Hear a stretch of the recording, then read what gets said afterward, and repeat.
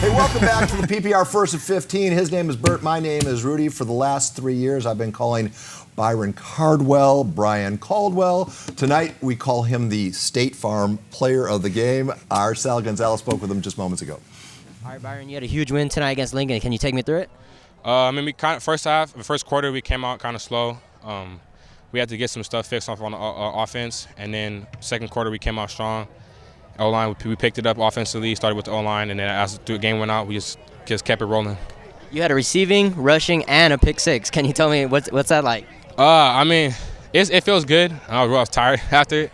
But like the O-line, they just clicked. We started clicking in the run game, so it just became real easy to run the ball. And then the receiving touchdown, I just kind of made a defender miss space and use my speed to get out. And then on the pick, I just kind of went up, got the ball, made a move, and was gone from there. So it felt good after everything. Speaking of that O-line, can you tell me what it's like running behind those guys? So it's real fun, honestly. The big guys, and then they like blocking and everything. They're dedicated to it, and we talk, we eat all the time. We go out and eat sometimes. We just have a good relationship. I have a good relationship with my O-line. And you have a huge game coming up, Holy Bowl. Can you tell me how you're going to prepare this week for it? So I'm preparing like any other week, just like it's a playoff game. So come out next week and practice. We're going to practice hard mentally and physically, weight room, to watch film, and then just come out and we'll hopefully get this win against Cathedral.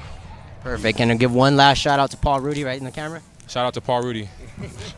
Perfect. Thank you so much. Congratulations. Sal didn't mention me. Thanks, Sal. Yeah. Well, come on. All right. Look at the marquee.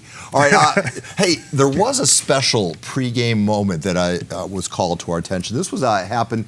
This is a young man by the name of Long Bowie. He's never been to a high school football game, and the AD there, along with Coach Dunn, made sure he got a jersey, and it was his first ever high school football game. It was a special moment. Take a listen. Not just being the athletic director here, I'm also the case manager, and Long happens to be one of the kids on my caseload. And it's a special moment for him this year because he's a senior. So I told him as a senior, you need to be at your homecoming game so you could first experience. This is his first time going to a game. So, we went and picked him up, got the okay from Dad just for him to come out here. That was pretty cool. Oh, yeah, that was amazing. Coach Dunn made him an honorary player for today. So he got to put on the jersey, so he's pretty ecstatic. All right, David, thank you very much. Oh, you're welcome.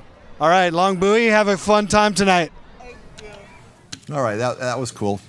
That was. That's one of the great things about Coach Dunn. I mean, he's brought the community back to Lincoln, and it doesn't matter about wins or losses. I mean, the kids stay there now. The community's back in, and that's a great thing.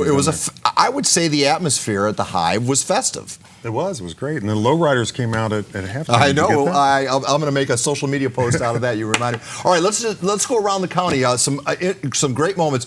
What is going on over at Patrick Henry? This is quarterback Matthew Castillo with the 7-touchdown performance against Patrick Henry. They ring the bell to the tune of 70 points. What is going on with Coach O'Sullivan there? Is that strike force worthy? Wow. And Kearney's a good team. They've had a couple losses, but they've all been shootouts. He's pretty much put life back in this program. This program's been down for a long time. I wasn't saying to replace you, Bert. I was saying, is it worthy of the game of the week?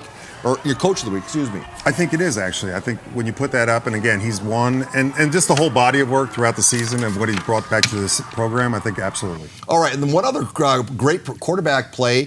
This is in the Grossmont Granite Hills game. This is the final moments of the contest. Grossmont's Jamie Odom with this brilliant touchdown run to beat the Eagles on their field. Play of the week material? Yeah, for the win, that's pretty good. Jason Texler's doing a great job over there like he does everywhere as offensive coordinator. Another team that scores 30, 40 points every week, but yeah. Makes sense. Quickly, we're going to be at Cathedral, obviously, next week. Your thoughts about the Holy Bowl? It's going to be interesting. I mean, the Holy Bowl is always great, and it's just an atmosphere in its own right. Both teams are looking to move to number 2 because nobody's going to go above Helix, obviously. So it's a bigger game than usual. All right, we were talking about Strike Force Coach of the Week. Last week, the honors go to Paco Silva. Take a listen. Take a listen. The community here in general are very supportive for every program here, especially football. It's the whole parents are involved, booster clubs, everybody, the kids, and they welcome me with open arms. I was really impressed with that. Coming in, sometimes you're out of the loop a little bit, but now the kids embrace me. They welcome me here. I mean, I'm a very passionate football coach. I love it. It's just having fun. I mean, I love this game. Just being out here with the kids.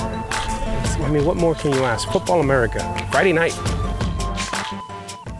And Paco's done a great job. I mean, he took over in a situation that was unfortunate. He's 2-0 now, and I think we're going to invite that entire team to a Strike Force game. All right, So Bert. they can heckle me for once. Thank you very much. You are done for the night. We also have the entire crew out and about. Let's start with Brandon Stone. Over at Point Loma, they got a saying, EMAP, but it doesn't stand for every man a pointer. It stands for every man a PPR viewer. But not this man from UC. In fact, he looks pretty perturbed about that, and I understand why. It's a great matchup. It's your Jersey Mike's City Game of the Week. We're out here at Del Norte High School because the Nighthawks are taking on the Vista Panthers. These two are giving out free quotes. We're giving out free highlights. This man is in charge of the Nighthawks. Those highlights are coming up soon, but you better stay tuned.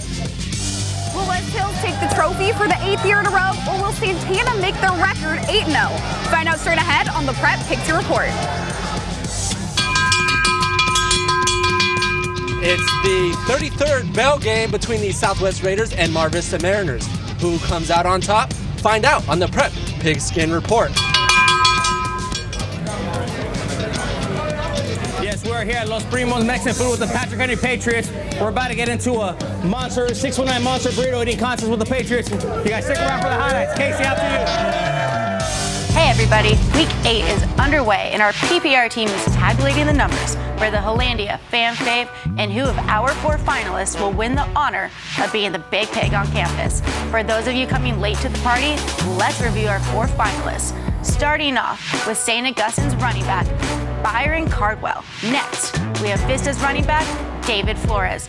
Point Loma's running back, Caden Gill. And last, but certainly not least, Santana's quarterback, Nathan Temple. The winners will be announced shortly, so stay tuned for more on the Prep Pigskin Report.